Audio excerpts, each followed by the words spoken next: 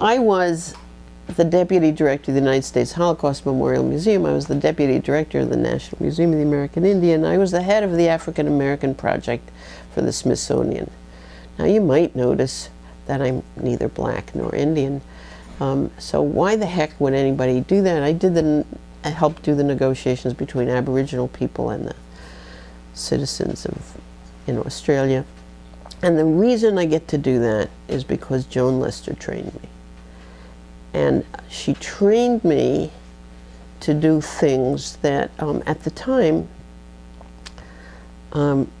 equally inefficient, I thought was, oh God, another advisory committee where I was taken kicking and screaming to hear random thoughts by Native people on whatever it was that we were doing, or at least random, seemingly random to me. Joan Lester, who brought that to the Boston Children's Museum with ferocity, really did teach us all about what it means to listen to stakeholders who have a different worldview, and who really did teach me and the rest of us that when they have a different worldview, the definitions you have that you hold dear, you need to turn on your head. The American Indian community is the most responsible for fundamental changes in the philosophy of museologic theory of any other group in the last century. And it goes really quite as follows. The American Indian people generally are animists.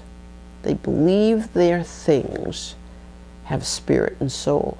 They aren't the only Native people who believe that. Most Native people worldwide believe that things are not inanimate. And the museum world is organized under the theory that what we keep in trust is otherwise soulless, dead.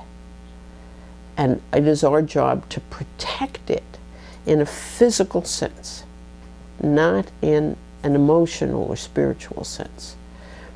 And the American Indian people came first by request and eventually by law to say, this stuff you have in trust is not stuff, but our soul brothers, our spirits, our ancestors, and the way you keep ancestors is different than the way you keep stuff. Now, the first person to teach us about that stuff was Joan Lester. And I remember she would bring the Haudenosaunee, the spiritual leaders of the Iroquois nation, to the collection to see the false face masks, to feed them. It was the first time I heard about feeding things. What? They must be crazy. These are things they don't eat. I no longer believe that. And then she put the false face masks in the collection, covered up with a sign which said, the spiritual leader of the Iroquois people would prefer that you do not, if you're uninitiated, pick up this cloth. Now, you'd be in the collection by yourself.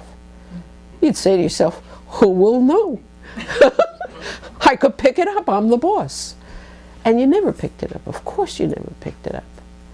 But it's her instruction to us about this transformation, that this is not stuff, and it doesn't belong to us. I mean, what's happened in America is now there are categories of things, secret and sacred, human remains, associated with grave goods. There are real categories, but under the laws of our nation. But long before this got negotiated, and I was part of the Smithsonian when it got negotiated, long before that, Joan Lester was in there making relationships with Indian people, intact Indian people, about our stuff.